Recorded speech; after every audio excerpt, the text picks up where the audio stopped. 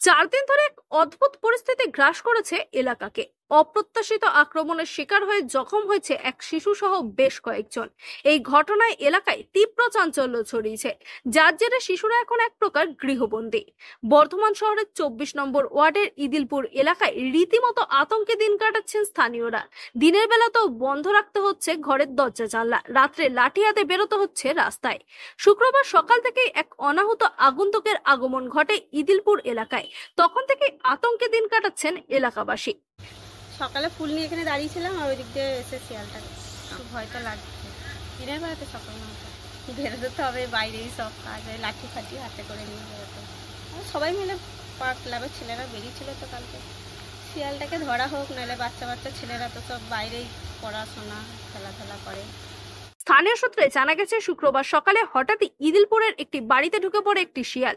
সেই সময় ঘরের ভিতরে খেলা করছিল এক শিশু। শিয়ালটিকে দেখে শিশুটি ভয়ে চিৎকার করে উঠলে তার উপর ঝাঁপিয়ে পড়ে এবং কামড় বসায় শিয়ালটি।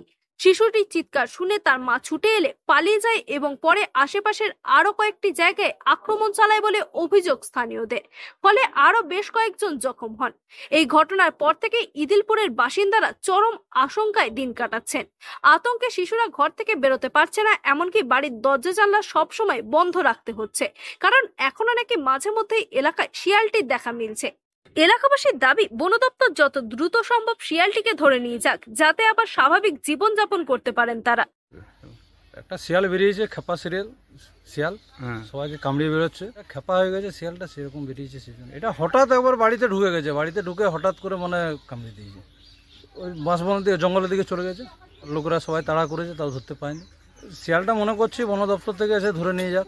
আতঙ্ক তো রয়েছে, বাচ্চা কাচ্চা সময় সবাই আছে, কোন সময় কোন জঙ্গল থেকে বেরোবে, তার জন্য আতঙ্ক আছে সবাই। আমার বাড়িতে পিছনে সামনের দরজাটা বন্ধ ছিল, পিছন দিকে দরজাটা খোলা ছিল, তার মধ্যে ঢুকে পড়েছে। ঢুকে পড়ে আমার বাচ্চাটিকে কামড়েছে, এর মধ্যে কামড়েছে। বাড়িতে ঢুকেই ছিল, ও ভয়ে চিৎকার করেছে। তার মধ্যে ওর মা দেখতে পেয়েছে, সঙ্গে সঙ্গে ছাড়েনি কো, মা তাড়ানোর পর শিয়ালটা এখান থেকে পালিয়ে যায়। বর্ধমান পৌরসভার চেয়ারম্যান পরেশ চন্দ্র সরকার বলেন, এই ঘটনা অত্যন্ত দুঃখজনক। বন দপ্তরকে দ্রুত উপযুক্ত ব্যবস্থা নেওয়ার জন্য জানানো হয়েছে। এটা দুঃখজনক ঘটনা, যেটা আপনারা শোনালেন, আমরাও শুনতে পাচ্ছি। এনিহাও ওটা তো গ্রামীণ এলাকা বলা চলে, প্রায় শহর আর গ্রামের বর্ডারে। ওসব জায়গায় যদি বেরিয়ে থাকে, তাহলে বন দপ্তরের সঙ্গে কথা বলছি, যাতে তারা উপযুক্ত ব্যবস্থা নিতে পারে।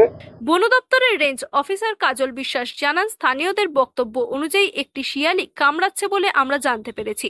শিয়ালটির খোঁজে আমরা খোঁজ খবর চালাচ্ছি। বন দপ্তরের কর্মীরা স্থানীয়দের সঙ্গে যোগাযোগ রেখে চলেছেন। নির্দিষ্টভাবে বন দপ্তরের নাম্বারও একাধিক জায়গায় দেওয়া হয়েছে, তবে নতুন করে কারোর উপর আক্রমণের কোনো খবর নেই। পূর্ব বর্ধমান থেকে সায়নী সরকারের রিপোর্ট, লোকাল 18 বাংলা।